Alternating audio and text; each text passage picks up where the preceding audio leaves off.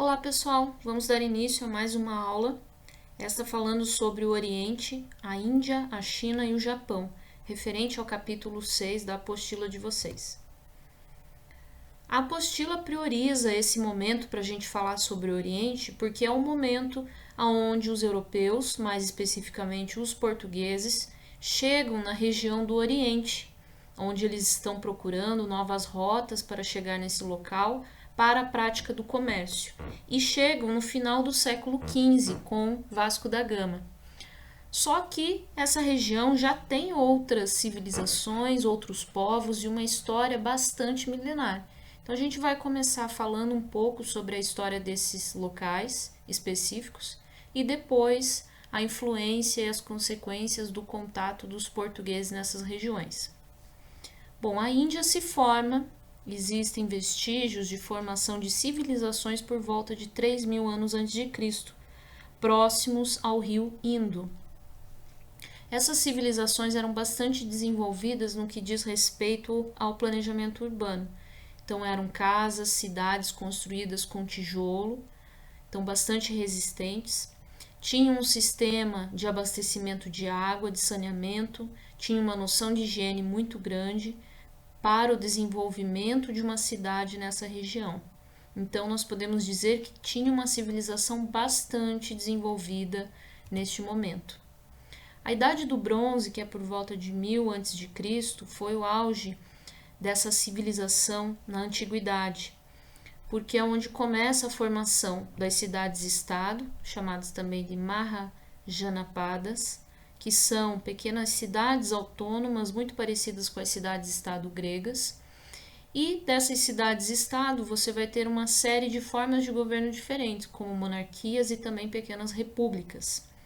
A língua escrita, a língua falada que depois vai passar a se transformar em forma escrita, deriva do sânscrito, então já começa a ter uma noção de divulgação de uma história que antes era somente oral através de uma fonte escrita. Dentre essas fontes escritas, as mais antigas que a gente encontra estão até datadas de um período quase anterior à Idade do Bronze, que são os textos Vedas. Esses textos são textos que contavam sobre filosofia, observação da natureza, mas também são as primeiras noções de uma prática religiosa nessa região, que vai originar depois o hinduísmo. Então, esses textos Vedas são poemas, são versos que são escritos e contam essas narrativas, essas antigas mitologias, essas histórias e também práticas referentes à espiritualidade. As tradições orais marcam de um período até anterior a 2000 a.C., mas a forma escrita vai aparecendo a partir desse período da Idade do Bronze. Através do hinduísmo, que é, pelo menos através dos vestígios, a religião mais antiga do mundo, nós temos também um sistema conhecido como sistema de castas, que era uma forma de classificar a população em classes sociais.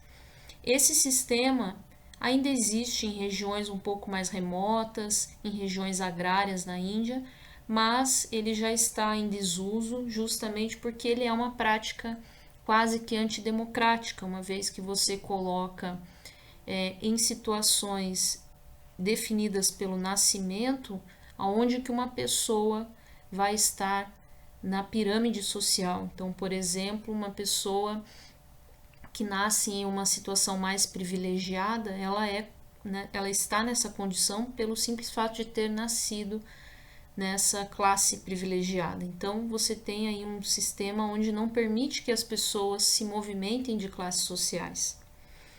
É também nesse período a propagação de grandes filosofias, de grandes estudos e também o surgimento de novas religiões como o budismo e o janaísmo. A Índia vai ter uma relação muito direta com outras populações e também algumas invasões por meio de conflitos, de guerras. Nós temos algumas invasões marcadas pelos gregos, também invasões determinadas pela Pérsia, que foi um povo bastante violento, foi um povo que demarcou bastante essa região através dessas conquistas territoriais. E por fim nós temos também a conquista da Índia, e que vai durar um período bastante longo, dos árabes já espalhando e profetizando o islamismo, como a gente viu em aulas anteriores sobre os árabes, né?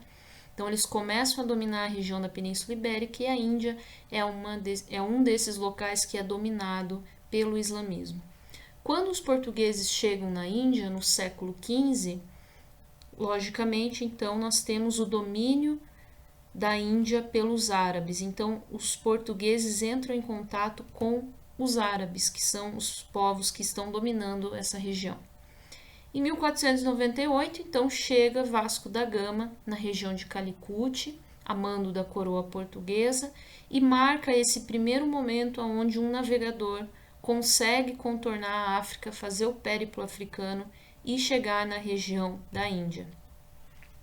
Essa imagem é bastante interessante para a gente discutir sobre essa chegada do Vasco da Gama e o encontro dele com o Samorim, que era esse governante árabe, né, muçulmano na região da Índia.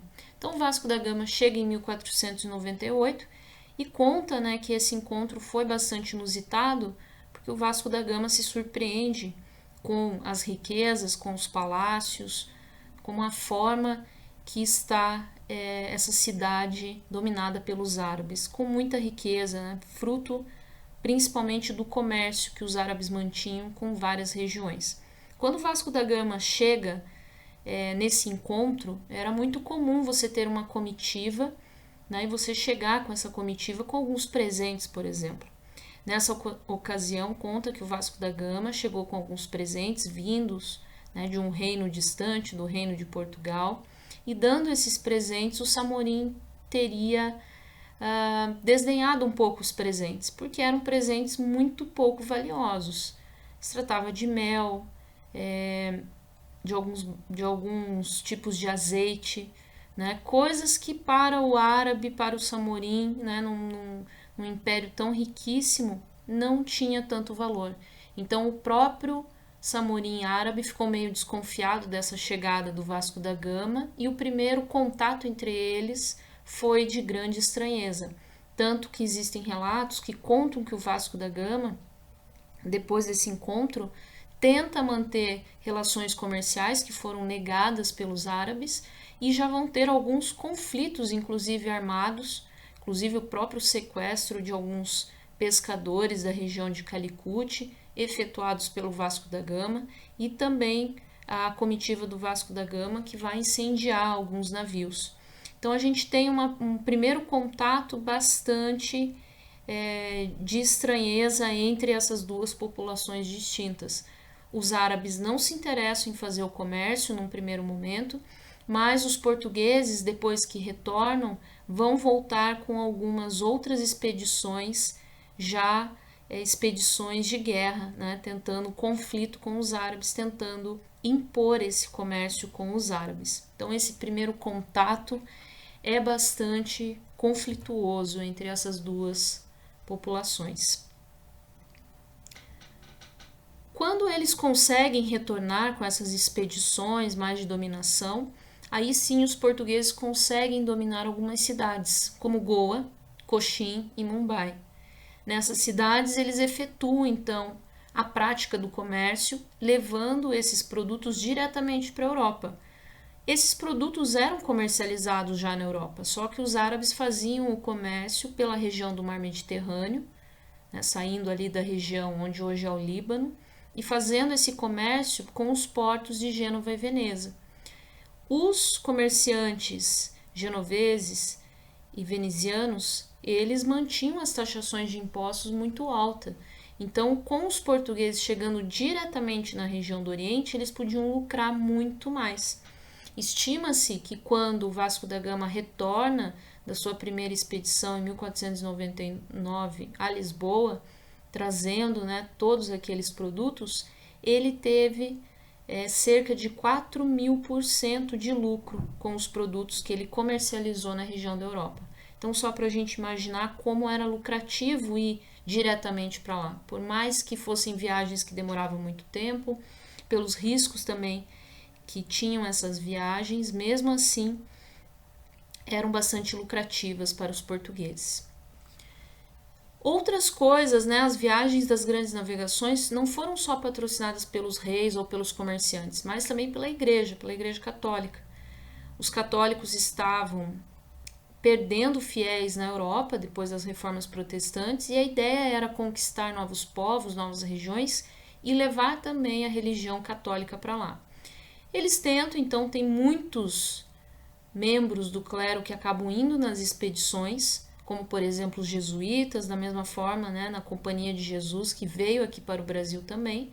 Então os jesuítas acabam indo para lá, tentando converter o maior número de pessoas, construindo igrejas, conventos, naquelas cidades onde eles já tinham dominado, mas existe uma dificuldade muito grande de assimilação dessa religião por parte dos indianos, porque nós temos religiões milenares que já estão inseridas para essa população, como o hinduísmo e o budismo, como já foi falado, e também o próprio islamismo, né? O domínio desses árabes na região impossibilitava que essa religião se propagasse com muita força. Então nós temos as construções, né, alguns conventos, algumas igrejas, mas essa expansão da fé católica ela acabou ficando muito restrita somente nessas pequenas cidades comerciais e acaba tendo uma dificuldade muito grande de se expandir pela Índia. Com relação ainda à Índia, tá? Então vocês vão ver um pouco dessas informações logo no começo da unidade de vocês, do capítulo 6. Interessante a gente visualizar, né, onde fica essa região, perceber como que os portugueses, qual era a viagem que eles tinham que fazer, que é esse contorno na África, chegando nessa região, Índia, China e Japão. Então são esses os principais locais que os portugueses vão entrar em contato na região do Oriente. Então a gente tem essa imagem da qual já trabalhamos, muito interessante, porque ela traz, né, esse questionamento desse primeiro contato. As principais cidades conquistadas pelos portugueses nessa região da Índia. E de que maneira que essas diferenças religiosas acabaram dificultando a propagação da religião católica na região da Índia. Aqui na realidade aumentada tem um pouquinho sobre a história do hinduísmo, algumas práticas do hinduísmo, também alguns textos falando sobre Siddhartha Gautama, que é o principal profeta do budismo. Na sequência, na próxima aula, a gente vai falar um pouquinho sobre a China e o Japão, continuando essa nossa aula sobre o Oriente. Uma outra sugestão para vocês, ainda falando sobre a Índia, é aquela série de animações, Grandes Civilizações, onde a gente tem duas partes falando sobre a Índia, sobre a antiguidade, sobre a religião, sobre a cultura, e dentre outras características como também a política. Ok? Até a próxima aula, pessoal.